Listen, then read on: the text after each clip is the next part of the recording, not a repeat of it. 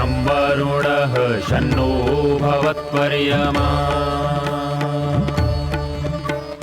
शन्न इन्द्रो बृहस्पतिः शन्नो विष्णुरुक्रमः ॐ शान्ति शान्ति शान्तिः।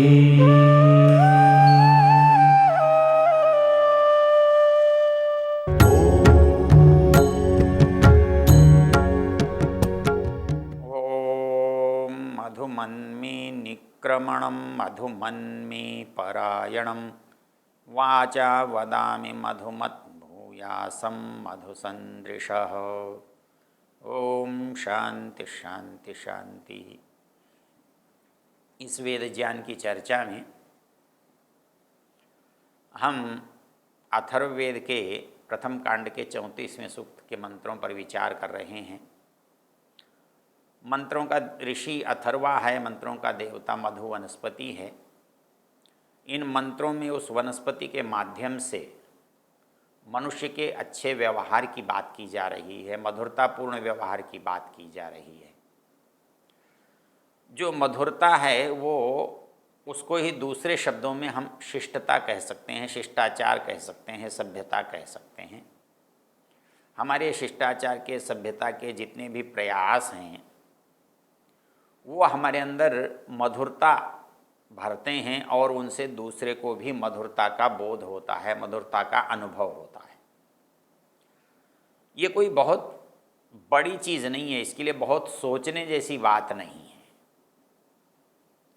मुश्किल से 2, 4, 5 शब्द हैं, आदमी इनसे ही बहुत संतुष्ट हो जाता है, इनके उपयोग में ही बहुत मधुरता आ जाती है। चाहे वो उसका आप अंग्रेजी में प्रयोग करो, चाहे आप उसका हिंदी में प्रयोग करो, चाहे आप उसका संस्कृत में प्रयोग करो, यदि वो भाषा के उन शब्दों का आप यथावसर प्रयोग करते हैं तो आपके अंदर मधुरता को भर देने वाले शब्द हैं, वो मधुरता का अनुभव कराने वाले हैं। हमारे यहाँ इसीलिए कहा जा गया है कि जैसे ही कोई व्यक्ति नमस्ते करता है तो हमारे चेहरे पर सदा मुस्कुराहट आती है, और यदि हम ये प्रतीक्षा करें और अपेक्षा करें कि कोई व्यक्ति हमें नमस्ते करे तो हम अपने चेहरे पर मुस्कुराहट नहीं ला सकते, और यदि किसी कारण से वो नमस्ते नहीं हुई तो हमारे मन में बड़ा दुख, बड़ा निराशा का भाव आएगा। तो इसके लिए हमें सबसे पहले प्रयोग करना चाहिए। आचार्य चरक ने सद्वृत्त लिखते हुए एक वाक्य लिखा है, पूर्वाभिभाषी स्यात्। मनुष्य को जीवन में शिष्ट बनने के लिए, सभ्य बनने के लिए, अच्छा बनने के लिए, सफल होने के लिए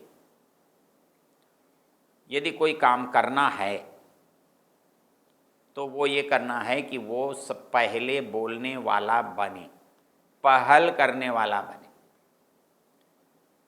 कोई समस्या आ गई तो आगे बढ़कर समाधान करने वाला बने। कोई सलाह परामर्श देना है तो अच्छी तरह से अनुभव करके बताने वाला बने। किसी से कोई बात करनी है तो संवाद करने में पहल करने वाला बने। और किसी से जब आप मिलते हैं तो वहाँ पहल करने वाला बने। उसके लिए तो बहुत आसान है। उसके लिए ये पूछने की ज़रूरत नहीं है आप कौन हैं, कहाँ से आए हैं, आपका क्या नाम है, कहाँ जाओगे, ये तो बाद की बात है। कुछ भी करने की आवश्यकता नहीं, केवल कहना है कि भाई साहब नमस्ते। बड़ी आयु के हैं तो उनके साथ जैसा संबोधन उपयुक्त लगा सकते हैं वैसा कह के संबोधन कर सकते हैं। कोई माता जी बहन जी कह के संबोधन कर सकते हैं। तो वो जैसे ही संबोधन करके आप करेंगे तो क्या करेंगे, सबसे पहले करने की चीज़ एक ही है, नमस्ते, अभिनंदन। जैसे ही हम अभिनंदन करते हैं, नमस्ते करते हैं, किसी को प्रणाम करते हैं, तो मधुमत सारा वातावरण अपने आप मधुमय हो जाता है। अब बड़े बड़े समारोह में राज्याध्यक्षों को सलामी देते हैं, सलामी दी जाती है। कोई अतिथि हमारे यहाँ आता है तो सलामी, अर्थात ये सब मिलकर के उसको प्रणाम करते हैं, अभिनंदन करते हैं। सलामी देना कितनी शिष्टाचार की बात है। तो सलाम क्या है? अभिवादन ही तो है, नमस्ते ही तो है। तो ये अभिवादन इतने औपचारिक रूप में सम्मान का प्रतीक बनता है, तो वो क्या करता है? वो हमारे देश को सम्मान का अनुभव कराता है, अपने अंदर आदर का भाव पैदा कराता है, एक दूसरे के प्रति स्नेह सौहार्द को उत्पन्न करता है। तो ये कहता है कि हम मधुमन में निक्रमणम, मैं निकलूं तो मधुमान होकर निकलूं। कैसे मधुमान होकर निकलूंगा? मधुमान होने के लिए मुझे कुछ करना पड़ेगा, मुझे पता लगाना पड़ेगा लोगों को कि भाई ये मधुमत है। तो पहली चीज़ है उसकी पूर्वाभिभाषित। मुझे पहल करने वाला होना चाहिए, पहले नमस्ते करने वाला होना चाहिए। मैं प्रतीक्षा करता रहता हूँ कि कोई व्यक्ति मुझे नमस्ते करेगा, तो मैं क्या समझता हूँ कि मैं बड़ा आदमी हूँ, और बड़े को नमस्ते पहल नहीं करनी चाहिए, दूसरे लोग उसको करें। और मैं प्रतीक्षा में ही रह जाता हूँ, अगला या तो करता नहीं है, करता है तो उतनी प्रसन्नता के साथ नहीं करता है, मुश्किल से कोई कोई करता है। तो उसके नमस्ते न करने का जो मुझे दुख है, कष्ट है, उसका अभिनंदन न करने का जो मेरे अंदर आक्रोश है, उसको दूर करने का क्या उपाय है? बहुत आसान है, बड़ा सहज है। मुझे संकल्प ले लेना चाहिए कि मैं पहले नमस्ते करूँगा। आज के बाद किसी को पहले नमस्ते करने का अवसर ही नहीं दूंगा। जो कोई मुझे मिलेगा, जिसके भी मेरा सामना होगा, जिससे मुझे संवाद करना होगा, जिससे मुझे बात करनी होगी, जिससे मुझे मिलना होगा, जिसका मेरा आमना सामना होगा, तो मेरी नमस्ते पहले होगी। और यदि ऐसा कर दिया तो हो जाएगा मधुमन में निक्रमण, मेरा चलना मधुमाय हो जाएगा। क्योंकि जैसे ही मैं किसी को पहले नमस्ते करूँगा, तो दुनिया में ऐसा कभी नहीं होता कि उसके चेहरे पर मुस्कुराहट ना हो और वो उत्तर में आपको नमस्ते ना कहे। तो वो चेहरे पर जो मुस्कुराहट आई, हाथ से आया, तो ये कहाँ से आया? ये प्रसन्नता के बिना नहीं आता। अर्थात आप किसी का जो आदर करते हैं तो आदर उसे अच्छा लगता है। तो मुझे अपने अनादर से बचने के लिए सबसे अच्छा उपाय है कि मैं उसका दूसरे का आदर करूं, तो उससे मुझे सहज आदर मिल भी जाएगा और मैं अनादर की परिस्थिति से बच भी जाऊंगा। और जीवन में कभी भी निराशा की, दुख की, उदासीनता की प्रतीति नहीं होगी। इसलिए वो ये कहता है कि यदि आपकी आत्मा मन प्रसन्न है, उस प्रसन्नता को आप व्यक्त करना चाहते हैं, बनाए रखना चाहते हैं, बांटना चाहते हैं, तो पूर्वाभिभाषी बनिए। जो भी आपको मिलता है नमस्ते करनी है तो पहले आप करें, पहले हम करें, ताकि उसको नमस्ते करने का अवसर न दें, वो उत्तर देने वाला बने। तो उससे हमको कभी भी किसी के नमस्ते न करने का दुख नहीं होगा, किसी के अनादर करने का प्रसंग नहीं आएगा। जब हम करेंगे तो प्रसन्नता हमारे अंदर भी होगी और प्रसन्नता उसके अंदर भी होगी। और दुनिया में सबसे आसान उपाय किसी को प्रसन्न करने का है तो यही है। पीछे गीता की एक चर्चा हमने आपसे की थी, तद्विद्धि प्रणिपाते।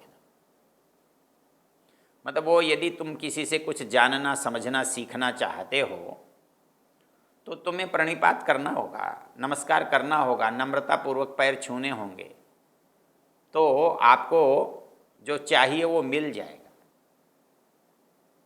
तद विद्धि प्रणिपात।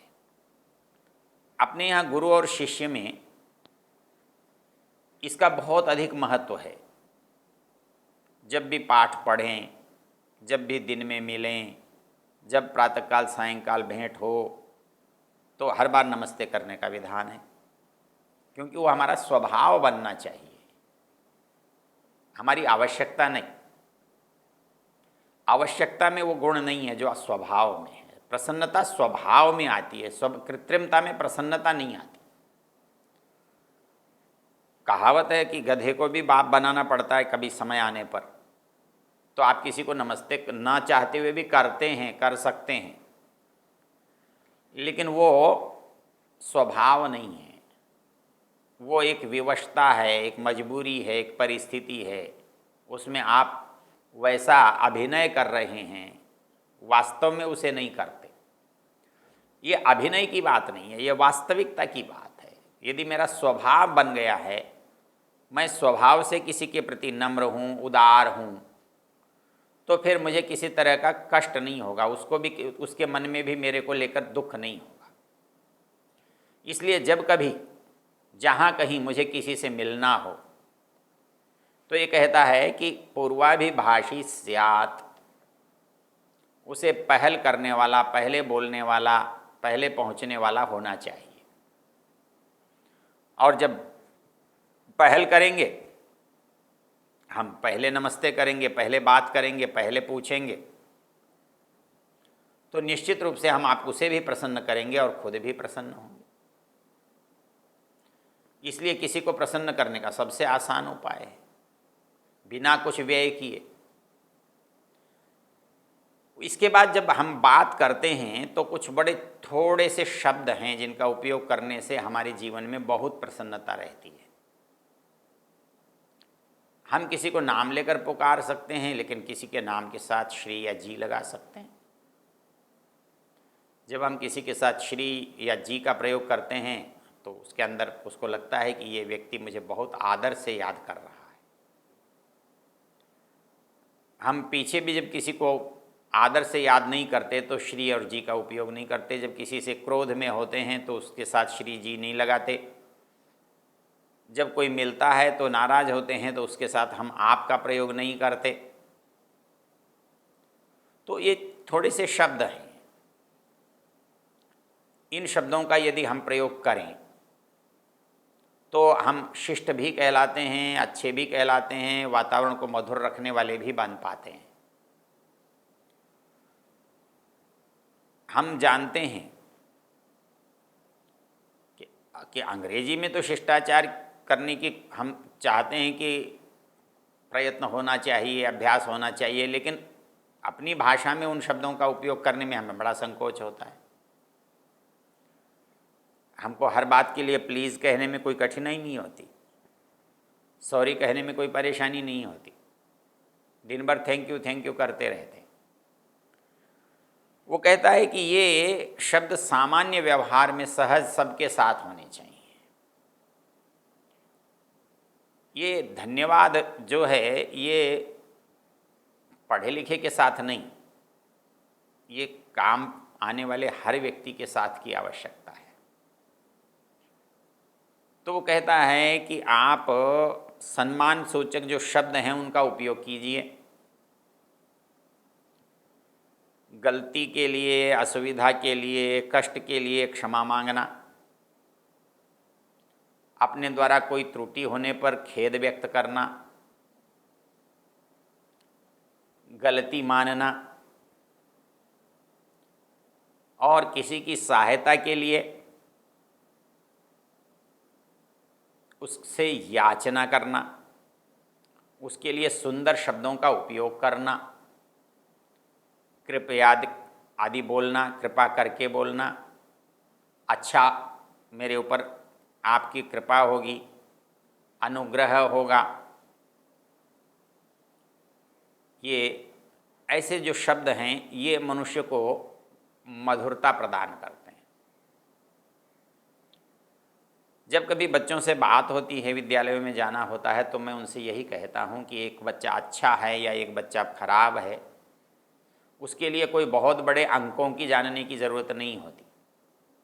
वो उसके कपड़ों से नहीं जाना जाता। मुश्किल से 4 शब्द हैं। आजकल के पढ़े लिखे एक पब्लिक स्कूल के बच्चे में और एक सामान्य बच्चे में क्या अंतर है? वही शब्दों का प्रयोग करता है, वो एक नहीं करता। जिसको आप अच्छा बच्चा समझते हैं, उसके अच्छेपन में 4 ही तो बातें होती हैं। प्लीज़ है, थैंक यू है, सॉरी है, सर है। जब वो बात करता है तो प्लीज़ कहता है। कोई भूल हो, त्रुटि हो, असुविधा हो, आपको कष्ट हो तो सॉरी कहता है। आपसे कोई सहायता लेता है तो धन्यवाद कहता है। आपके साथ बात करता है तो श्रीमान जी कहता है, सर कहता है। तो जब हम किसी से व्यवहार करें तो कैसा करें? तो वह व्यवहार हमारा मधुरता युक्त होना चाहिए। तो ये मधुरता युक्त व्यवहार इन थोड़े से प्रयोग से, इन थोड़े से शब्दों के उपयोग से हो सकता है।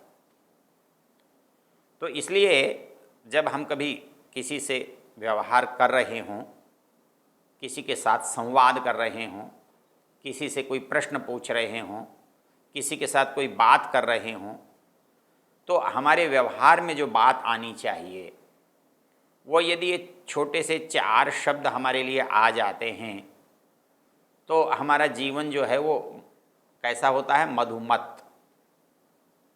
हमारे जीवन में मधुरता आ जाती है। तो जैसा मेरा निक्रमणम मधुर हो, तो पूरे समय में जब मैं वापस सारे काम करके घर लौटूं तब भी मैं कैसा हूँ? कोई दुखी हुई, आक्रोश में युक्त, निराश होकर न लौटूं। उस समय भी मेरे अंदर मधुरता हो तो मधुरता से प्रसन्नता होती है, उत्साह होता है, आशा का भाव मन में रहता है। यदि आप मधुरता नहीं रखेंगे तो निराशा का, उदासी का, पराजय का, तिरस्कार का भाव आएगा। इसलिए मनुष्य को मधुरता से युक्त रहना चाहिए। मधुमन में निक्रमणम, तो और कैसा होना चाहिए? मधुमन में परायण, अर्थात मेरा जो कार्य का परिणाम है, मेरे दिन का अवसान है, मेरे कार्यस्थल की समाप्ति है, वहाँ से लौटने का समय है, तो उस समय में भी मुझे दुखी होने कर, उदास होकर, निराश होकर लौटने की ज़रूरत नहीं है। यदि मैंने पूरे दिन भर सबके साथ प्रसन्नतापूर्वक व्यवहार किया है, मेरा जीवन मधुरता से भरा हुआ रहा है, तो निश्चित रूप से जब मैं लौटूंगा तब भी मेरे मन में प्रसन्नता का ही भाव होगा, मेरे चेहरे पर मुस्कुराहट होगी, मेरे मन में उत्साह होगा। और ये में उत्साह मेरी मधुरता के बिना नहीं आ सकता।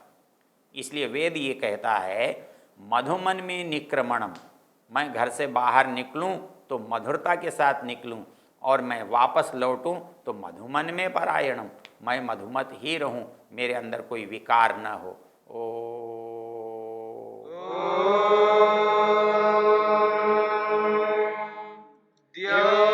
शांतिरंतरिक्षं शांतिर्पृथिवी शांतिरापः शांतिरोषधयः शांतिः वनस्पतयः शांतिर्विश्वे देवाः शांतिर्ब्रह्म शांति सर्वं शांति शांतिरेव शांति शांति